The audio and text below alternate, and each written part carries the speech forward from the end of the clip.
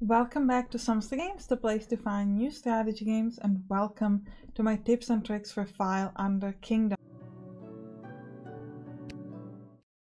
Alright, so tip number one, and this actually took me quite a while to realize, that hunting grounds and windmills can share the open land. So as you know, the windmills get bonus from adjacent open land, and same for hunting grounds, but they can actually share it. So if I place a windmill over here, it's going to get 3 points. And then originally what I thought is if I place a hunting ground here, it will only get 1 point, but I actually get full 3. And there's no limit to this. I can place another one here and it's going to get the full 4 because it can still take over this place. And same for another windmill. If I place it here, it's still going to get additional 3 because it will count this space in. So there's no limit to this. Some of you might say, should have placed the windmill right next door because it would get a bonus from the volcano. You're absolutely right, but I'm just trying to tell you that you can combine the hunting grounds and the windmill.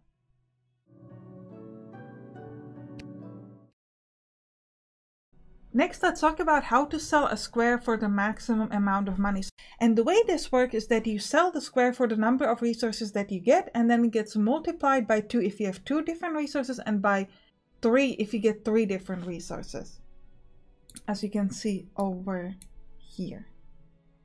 Now, what's really important here is that it doesn't matter what resources you have. It doesn't have to be equal. So what you want to do is you want to focus typically in one type of resource because they get a lot of bonus from being adjacent.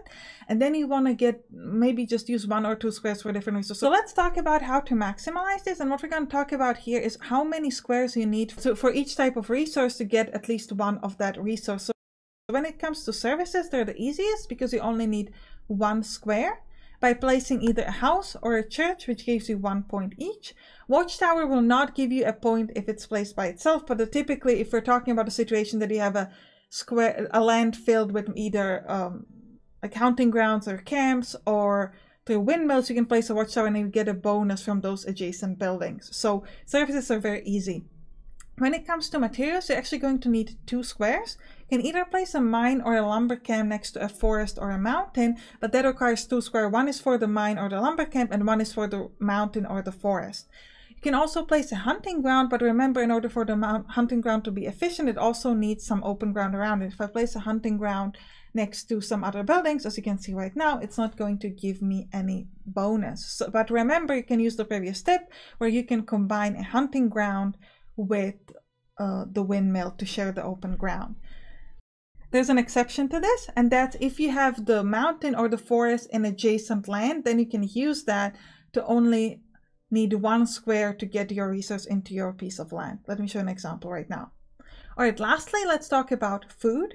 So food actually is kind of interesting. So for the windmill, you need always 2 squares at least. For the dock, you actually only need 1 square because it's kind of the trick we talked about before, that the surrounding piece of land, like this one, for example, has water. So if I place the dock here, it will still give me that 1 piece of food, or more if it's surrounded by houses. And then a fence is similar to a dock. If it's surrounded by houses, it gives you a point, and it always needs just 1 square, but it has to be adjacent to a house. If you build a fence in the middle of nowhere, it doesn't give you anything. But again, this is not typically a problem. So a really good way to get a lot of money is to pick some square with cemeteries. Then you can place a lot of churches and houses next to it, and then just hit either a dock or a single fence there. And 1 hunting ground typically is what you're going to need to place there, or etc. And then you can get a lot of points for that.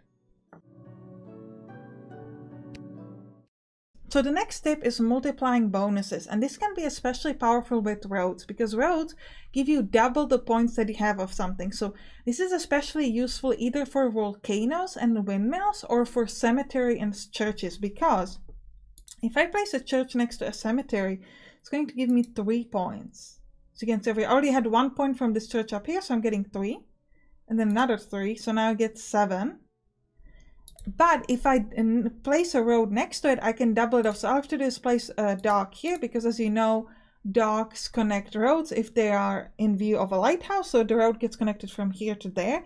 And then I'm going to place a road here, which will give me additional 6 points for the church. So this 1 church is now giving me 6 points. I can obviously increase that by placing an extra house over here, which will give me additional 2 points from this church, and also gave me bonus to the dock. So this was like doubly useful.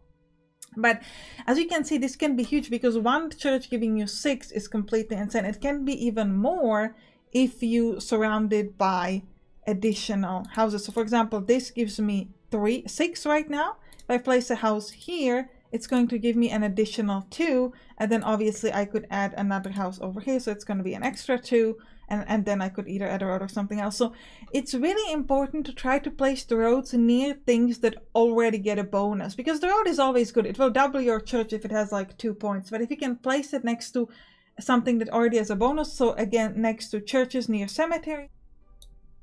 Now you can get a similar effect to this doubly bonus with the windmills. However, one thing to keep in mind with windmills, anytime you place a road, you will take away 1 square from the windmill bonus. So as you saw over here, I've added the road and it gave me +4 for the windmill, but because they were next to a volcano, they actually lost a little bit from that, because now they're only adjacent to 1 other square. Something you always want to keep in mind when you are placing roads for windmills.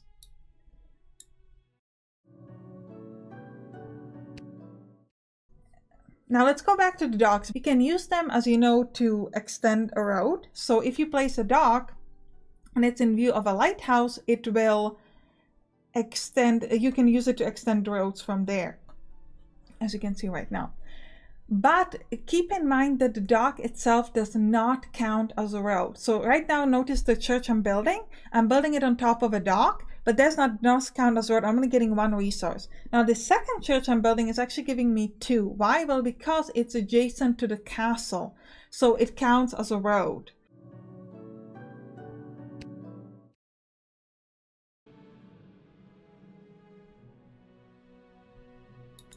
Now lastly, let's talk about houses. So houses double capacity when next to each other, but there is a limit to it to 2. So to give you an example, both of these houses give me actually 4 points, because their house gives you 1. If it's adjacent to another house, it gives you 2, and it's adjacent to a road 4. But if I place a new house here, this new house is going to give me 4, but this house is not going to give me any additional points. As you can see, it's 4 tops.